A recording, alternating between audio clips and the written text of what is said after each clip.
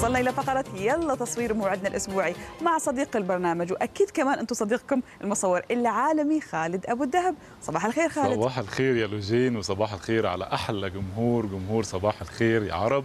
الله يخليك، تسلم. إيش حضرتنا اليوم خالد؟ النهارده عندنا استوديو المنزل، ودي فكرة جميلة قوي قوي تخلينا نبعد شوية عن المعدات الغالية بتاعة التصوير، ونقدر نستمر في متعتنا بالتصوير من غير معدات مختلفة. حلو، توفير مادي. بالضبط حاجة طبعا مش هتدينا نفس النتيجة، لكن بالضبط حاجة كويسة نعرف نعملها في البيت، نصور بيها حاجات صغيرة وكده. بس خليني يا لوجين قبل ما نخش النهارده ونتكلم في فكرتنا، أحب أقول للسادة المشاهدين إن احنا إن شاء الله ابتداء من الأسبوع الجاي هنبتدي نطلع الصور بتاعتكم اللي انتوا بتعملوها ان شاء الله في كل حلقه معانا، يعني زي البيبيز او كده تبعتوا لنا الصور، والنهارده ان شاء الله اللي هنتعلمه ابعتوا لنا الصور، وكل حلقه ان شاء الله هنطلع مجموعه من الصور. خلاص شدوا طبعا نحلكم معنا مشاهدينا، وبانتظار صوركم وابداعاتكم ان شاء الله. ان شاء الله. النهارده معلومه النهارده اللي عايزين نعرفها حاجه اسمها الوايت بالانس، او نسبه اللون الابيض في الضوء. يعني ايه الكلام ده؟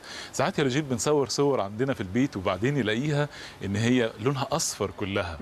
صح كده؟ فعلا. الفكره ان انت عارفه يا لوجين، لو عندنا مثلا حته من قماشه لونها احمر وشفناها تحت اضاءه البيت اللي هي الاضاءه الصفراء، وهي حته القماشه دي وديناها في اضاءه مثلا بيضه، بنلاقي اللون بتاعها مختلف. دي بالظبط احنا بنقول للكاميرا احنا بنصور تحت نوع اضاءه عامل ازاي. فبالتالي الكاميرا تقدر تشوف زي ما عينينا شايفه وتطلع اللون الحقيقي بتاع القطعه. مش زي ما انت شايفه الصور دول بالظبط نفس الشوت، شايفه ده أيوة. اصفر ازاي والتاني طالع الاضاءه بتاعته الحقيقيه. فعن طريق البرامج الموجوده في الكاميرا، الاعداد، في حاجه اسمها WB، ودي هي اختصار لكلمه الوايت بالانس. هنروح هناك وهنقول لها الكاميرا احنا بنصور دلوقتي في تنجستون مثلا، او احنا بنصور في خارجي في اول دور، او بنصور تحت فلورسنت.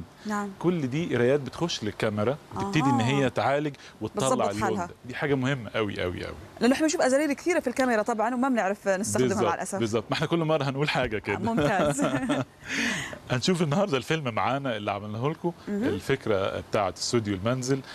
كمان دي هتخدم كتير قوي الناس اللي هي عندها مشروعات صغيره بيحبوا يعملوا تسويق للموضوع. فممكن يعملوا مثلا مواد دعائيه صغيره، ممكن هم بنفسهم يصوروا الكلام ده. وكل مكونات الاستوديو ده من حاجات موجوده عندنا في البيت او موجوده في المكتبات، حاجات بسيطه قوي قوي. تعالوا نشوف الفيلم بتاعنا. نشوف. وعلى فكره تيشيرتك حلو. اوكي. شكرا يا لزين.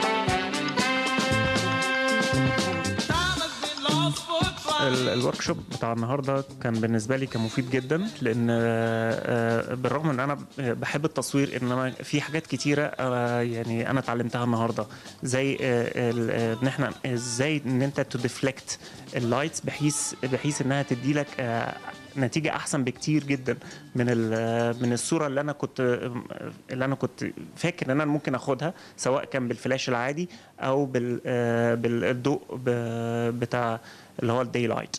فدي بالنسبه لي كانت فكره جميله جدا، وانا طبعا هحاول بكتير ان انا اكررها. انا بالنسبه لي بشكرك طبعا جدا ان على مجيئكم وعلى الدروس اللي انا استفدتها النهارده فعلا. ميرسي لكم.